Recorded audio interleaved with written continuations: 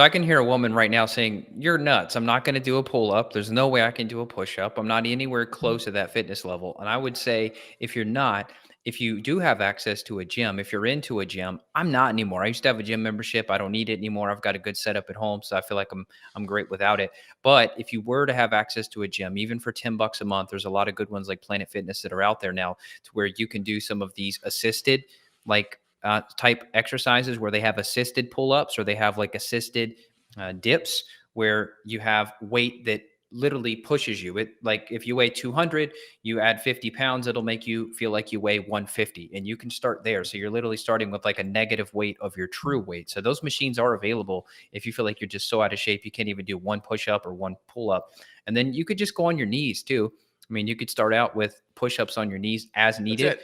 You got to find Yep. people where they're at. So if you're like, man, I'm too discouraged, I can't do a freaking pull up, I give up, I'm not doing anything, don't have that attitude about it. And if you could have one piece of equipment, I mean, I got to say, I love the row machine. I'm glad you got one too. The Yep. rower is I love a row awesome. machine. Works your legs, works your backs, works your arms, your traps. I mean, if I could only take one thing to an island, some are going to argue a kettlebell, which probably is more functional.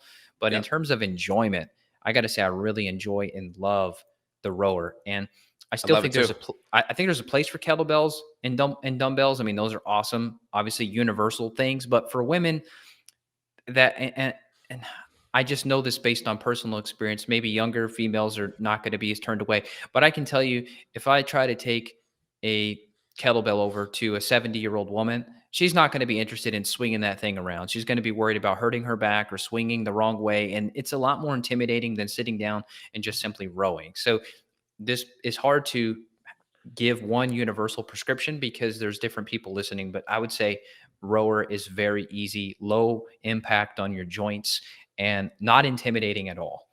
Yeah. And then what's the name of our rower that we have? It's called a Concept 2. Concept 2. Yeah. I think I have the D. You have the D as well, Yeah, right? I think the D is, Yeah. there's one that's a little different, but yeah, the Concept 2D, it's a rower. It's very, very sturdy. You get what you pay for. So it's around $1,000, but it's worth it.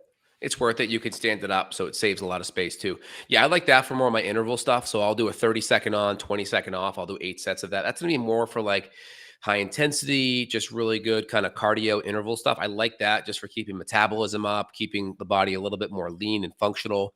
I like the fact that you're doing something that's on the cardio side that's putting you more into extension like this, and you're using your hamstrings to pull yourself as you slide right back and forward. You're using a lot of your hamstrings, and then of course a lot of the back, where a lot of cardio stuff, like whether it's a bike or you're on your Peloton or you're on an elliptical, you're kind of hunched over in this flexion position.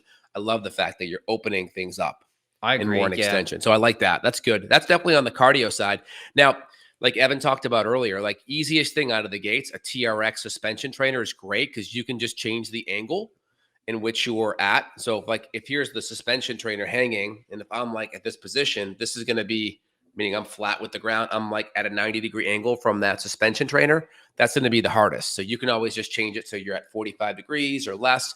It's like the equivalent of like kneeling or doing a wall push-up, right? The angle is less perpendicular, and so therefore you're going to have less force. So you can always just do a TRX trainer and just change the angle so that push up or pull up is going to be less. And then in between, you can also even do cables.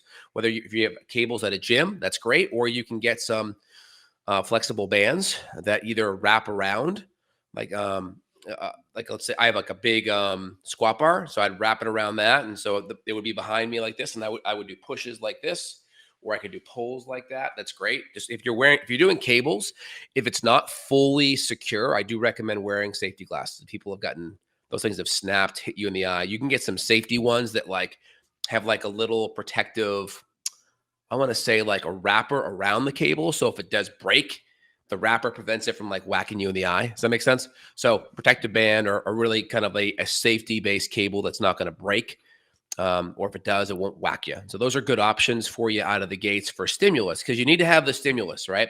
Push, pull, right? Pull in the vertical motion. You can even do a row in that motion. You can do hip extension movements, which the easiest thing there is going to be like a kettlebell swing. That's going to be easy, or some type of a deadlift, right? Is going to be really an easy one there out of the gates. Anything else you want to say about just the lifting? I recommend just kind of keep it simple do primal movements that are just going to, one, put resistance in that plane of motion and just work within that plus or minus, 1 to 2 reps of failure. So you're not going to hurt yourself, but you also feel a little bit fatigued the next day.